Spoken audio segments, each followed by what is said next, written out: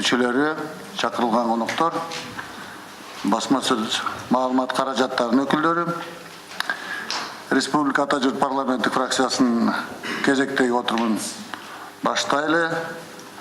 Бүгүн 1 декабрда Республика Ата журт парламенттик фракциясы өткөргөн жыйынга мамлекеттик мүлктү башкаруу фондунун төрагасы Дүйшөнбек Зилалиев чакырылды. Анда мамлекеттик мүлктөрдүн натыйжалуу пайдаланылышы боюнча фонд төрагасы баяндама жасады. Анын айтымында 99 мамлекеттик ишканалар менен катар 59 акционердик коомдун акционерлери менен иш алып барылууда. Мамлекеттик ишканалардын саны 30-35ке чейин кыскартуу пландаштырылып жатат дейт Дүйшөнбек Зилалиев. Жыл башынан бери мамлекеттик активдерди электрондук инвентаризация процесси жыйынтыкталып жатат. 65 мамлекеттик мекеменин 63-ü толугу менен электрондук инвентаризациядан өттү. Экөө болсо жакында бүтмөкчү дейди фонддун төрагасы. Бүгүнкү күндө менчиктештирүү программасына кирген 40 объектинин 8-инин жалпы суммасы 18 миллион 835 миң сомго сатылды дейт Дүйшөнбек Зилалиев. Мамлекеттик имараттарды жана жайларды ижарага берүүдөн түшүүлөрдү көбөйтүү боюнча жумуштун алкагында мамлекеттик мүлк фонд туруктуу негизде ижара төлөмүн туура эсептөөнү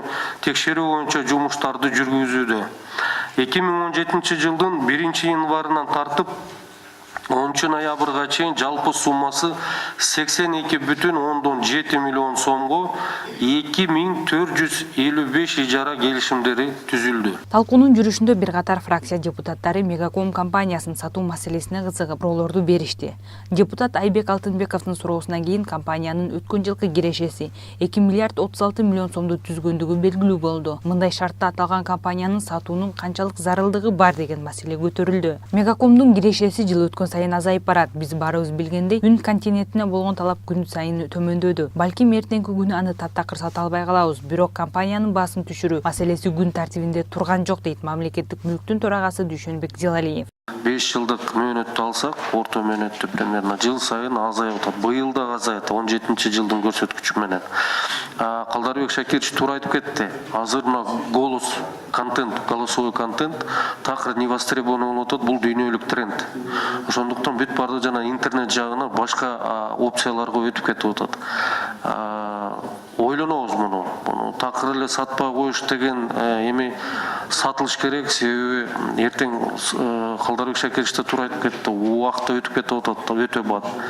Эртең баасы такыр эле чыкпай калышы да мүмкүн да. 2010-жылдагы элдик революциядан кийин мамлекетке улутташтырылган ишканалардын үстүндөгү соттук иштери жана алардын бүгүнкү күндөгү абалы туурасында Республика Ата журт фракциясынын өкүлдөрү Маммүлккө суроо салышты. Сиздердин алдыңыздарда элдик деген коом ишкана ачылган, элдик. Билесиз, Кадыржан Батыров. Бүгүнкү күндө ошол ишканалардын тагдыры кандай болуп атат? Канча, мисалы үчүн бизге киреше. Бүгүнкү күндө иштеп атабы? Канча биздин жарандарыбыз иш менен камсыз болуп атат ошол жерде? Канча ошол жерден бюджетке акча чегерилип атат? Элдик ишканасында 90 адам иштейт.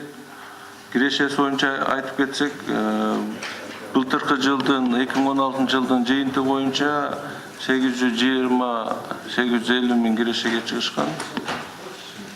Быйыл баягы 4 объект арендага берүүнүн натыйжасында биз ойлоп атабыз, где-то 8-9 миллион жылдын аягына чейин киреше беришет.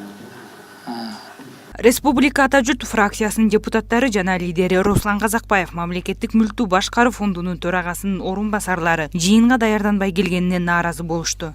Кээ бир жооптор созулуп кетип атат. Эми сиздер Дүйшөнбек Текшербеков жаңы барды. Орун басарлар, силер кесипкөйлөр жылда иштеп атасыңар. Цифраларды так билсеңиздер. Эми ал боюнча дагы сүйлөшөбүз. Эми кезектеги сөз Шарапов Закир Ишматович депутатыбыз да. Ошону менен катар талкуунун жүрүшүндө таза киреше берген мамлекеттик ишканалар жөнүндө да сөз болду. Алардын катарында Кыргыз темир жолу улуттук компаниясы, Инфоком мамлекеттик ишканалары, Кыргыз почтасы, Аврора ысык көл, Чыгыш автовокзалы жана башкалары да бар. Аяна Мелис кызы, Азамат Жумаделов, Next TV күндүн темасы үчүн.